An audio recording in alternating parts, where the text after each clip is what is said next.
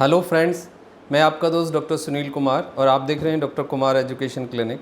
अभी तक यदि चैनल नहीं सब्सक्राइब किया है आपने तो चैनल को सब्सक्राइब करिए, आइकन बेल हिट करिए और अपने फ्रेंड्स के साथ शेयर करिए, क्योंकि आपका मोटिवेशन और सपोर्ट हमारे लिए बहुत वाइटल है और वो बहुत ज़रूरी है। हमारा जो एक इनिशिएटिव्स है, हम हेल्थ एजुकेशन देते हैं, प्रिवेंशन की बात हम करते हैं, एक्सरसाइज की, फूड की, कॉज पे हम बात करते हैं और कैसे प्रिवेंशन हो इस पे हम कुछ अवेयरनेस एजुकेशन देने की कोशिश कर रहे हैं। तो आपका सपोर्ट और आपका शेयर करना दूसरे लोगों के साथ ये बहुत इम्पॉर्टेंट है। इससे हमारा जो एक ड्रीम है वो पूरा होगा और सोसाइटी हेल्दी रहेगी, प्रिवेंशन हो पाएगा, बीमारियों से हम लोग बच पाएंगे। प्रिवेंशन ही एक रास्ता है, क्योंकि बहुत सारी बीमारियां हैं जो ठीक नहीं होती हैं, उनमें केवल एक मैनेजमेंट है। और आप सब जानते हैं कि एक टाइम के बाद यदि बीमारी हमारे शरीर में फैल जाए या बीमारी हमारे शरीर को पूरी तरह से चपेट में ले ले या वो थर्ड या फोर्थ स्टेज में आ जाए तो फिर बीमारी का ठीक होना बहुत इम्पॉसिबल है। फिर केवल एक मैनेजमेंट है, आपके दुख दर्द को कम किया जा सकता है। तो प्रिवेंशन एक बहुत इंपॉर्टेंट पार्ट है। आप वीडियो को पूरा देखें, फ्रेंड्स के साथ शेयर करें, ये एक आपका सपोर्ट होगा, ये आपकी ब्लेसिंग्स होगी हमारे लिए, और जो कि हमारे लिए बहुत वाइटल है। और मैं इस सपोर्ट के लिए आप सबको तहे दिल से थैंक यू कहता हूँ। I am very much blessed, thanksful कि आपने चैनल को इतना प्यार दिया, सपोर्ट दिया, कमेंट्स किए, सजेशन भी दिए। तो कंटिन्यू रखिए और हम अच्छा काम करेंगे, आई एश्योर यू। तो आज हम बात करेंगे कि कॉन्स्टिपेशन को कैसे क्योर किया जाए, कॉन्स्टिपेशन को हम कम्प्लीटली कैसे क्योर कर सकते हैं। कॉन्स्टिपेशन के बारे में कंटिन्यूसली एक चीज़ बनी रहती है कि लोग कुछ दवाइयाँ लेते हैं, लोग कुछ डाइटरी चेंज करते हैं, एक्सरसाइज भी करते हैं, वो लिक्विड इनटेक बढ़ाते हैं। कुछ समय तक देखा जाता है कि टेम्परेरी कुछ कॉन्स्टिपेशन में फ़ायदा होता है, लेकिन लगातार कॉन्स्टिपेशन की प्रॉब्लम बनी रहती है।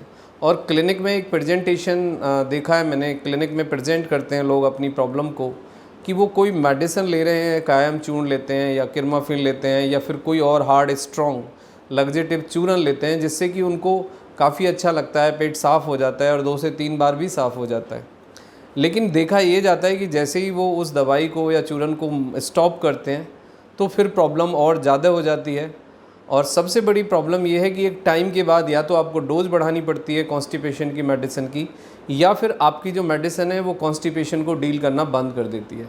इसका क्लियरली कारण ये है कि आपने एक मैकेनिकल अप्रोच लगाया है कि जो आउटसाइड से काम कर रहा है, यानी कि जो भी दवाइयाँ आप ले रहे हैं वो आपकी इंटेस्टाइन को या वो आपके पेट को या लिवर को या फिर आपकी जो जीआई मोटिलिटी है, यानी जो पेट का जो काम करने का स्पीड है, जो इंटेस्टाइन का एक मैकेनिकल फंक्शन है, जो आंतों का एक फंक्शन है कि आंत आपके वेस्टेज को जो खाना है, जो वेस्टेज है उसको बाहर फेंकती है, बाहर निकालती है with the help of the anal cavity.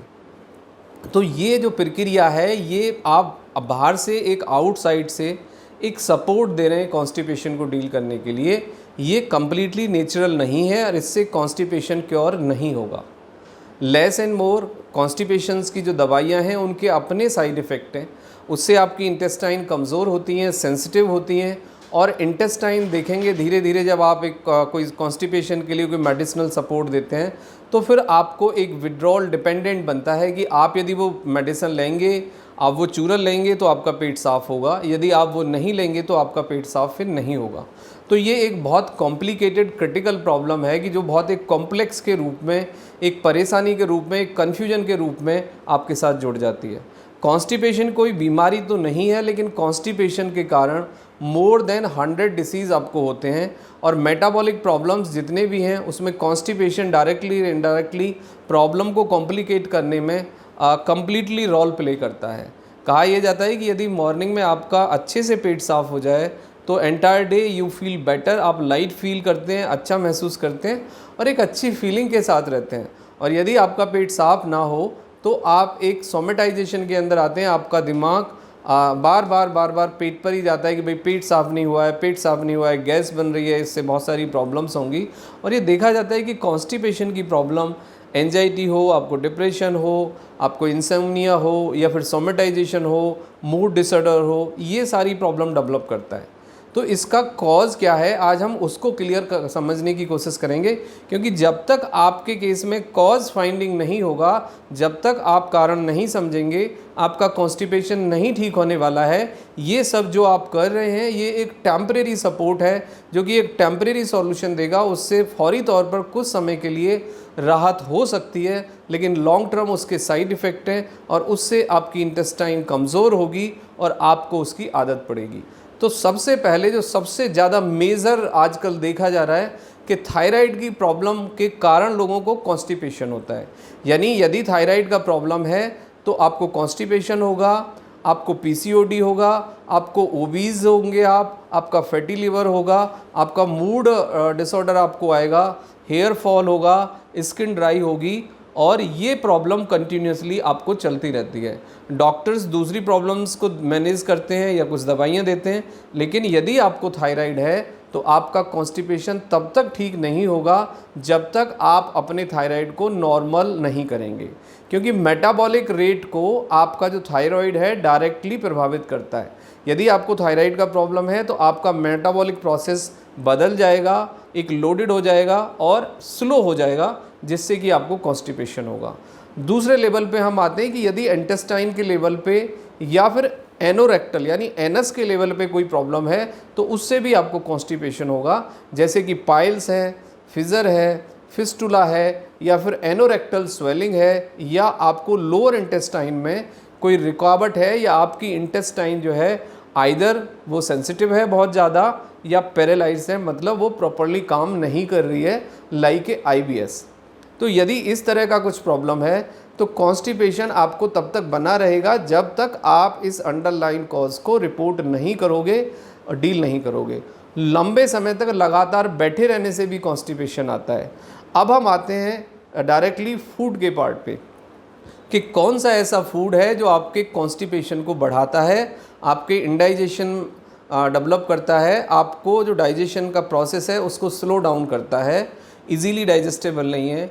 Fruits में बनाना 80% लोगों को कॉन्स्टिपेशन करता है और 60% लोगों को मिल्क कॉन्स्टिपेशन करता है। तो इमीडिएटली आप मिल्क बंद कर दीजिए, बनाना यदि आप खाते हैं रेगुलरली वो बंद कर दीजिए, और 30% लोगों को किसी भी तरह का नट्स यानी मूंगफली, बादाम, आपका काजू, ये सब आपको कॉन्स्टिपेशन करते हैं। जिन लोगों को कॉन्स्टिपेशन है वो केवल वॉलनट खा सकते हैं, अखरोट खा सकते हैं।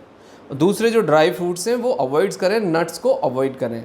सबसे ज़्यादा जो रिस्पॉन्सिबल है कॉन्स्टिपेशन के लिए वो आपका ऑयली स्पाइसी फूड है। बहुत ज़्यादा तला भुना खाना, किसी भी फॉर्म में जंक फूड, प्रिजर्वेटिव वाला फूड, पैक्ड फूड या फास्ट फूड आपको कॉन्स्टिपेटेड बनाता है। मटन से 40% लोगों को कॉन्स्टिपेशन होता है और 30% लोगों को बहुत ज़्यादा दाल खाने से, यानी राजमा है जैसे आपका, उड़द की दाल है, अरहर की दाल है, ये भी आपको कॉन्स्टिपेटेड बनाती हैं। तो आप इसको का इंटेक कम कर दीजिए। यानी जो फूड आपको इजीली डाइजेस्ट होता है, 3 to 4 आवर्स में डाइजेस्ट हो जाता है, वो उस फूड का चुनाव करिए। हरी सब्जियां खाइए, साग खाइए, दही खाइए, आप शिमला मिर्च खाइए, आप जितने भी फ्रूट्स हैं सारे फ्रूट्स खा सकते हैं, वेजिटेबल्स ले सकते हैं, एप्पल, अमरूद, ये अच्छे फाइबर वाले फ्रूट्स हैं, ये आप शामिल करिए। हरा साग खाइए, वो बहुत अच्छा लग्जेटिव है, उससे आपके कॉन्स्टिपेशन में डिक्लाइन होगा। 20% वाटर इनटेक बढ़ा दीजिए, 20% फाइबर इंक्रीज़ कर दीजिए, और जंक फूड, प्रिजर्वेटिव फूड्स ये सब बंद कर दीजिए। और अंडरलाइन रीज़न उस पर फोकस करिए। यदि अंडरलाइन कोई रीज़न है तो आप इमीडिएटली डॉक्टर से मिलिए, अंडरलाइन कॉज को समझिए, उसको डील करिए, तो आपका कॉन्स्टिपेशन ठीक हो जाएगा। कंप्लीटली कॉन्स्टिपेशन को डील करने का एक सिंपल सा फॉर्मूला है, 20% लिक्विड इंक्रीज़ करें, 20% फाइबर इंक्रीज़ करें, 40 मिनट कोई एक्सरसाइज करें, वॉकिंग कर पाएँ बहुत अच्छा है, और जॉगिंग कर पाएँ तो उससे भी अच्छा है। ये आपको डायरेक्टली हेल्प करेगा। ज़्यादा से ज़्यादा लिक्विड फॉर्म और फाइबर फॉर्म का चुनाव करें। आप जूस भी ऐड कर सकते हैं, और आप फैट फ्री मिल्क जो डबल टोन्ड है वो ले सकते हैं यदि डाइजेशन में प्रॉब्लम नहीं है। प्लस जितने भी जूस हैं वो आपको डायरेक्टली हेल्प करेंगे। तो ये कॉन्स्टिपेशन को डील करने का एक राइट अप्रोच है। Thank you very much and take care yourself.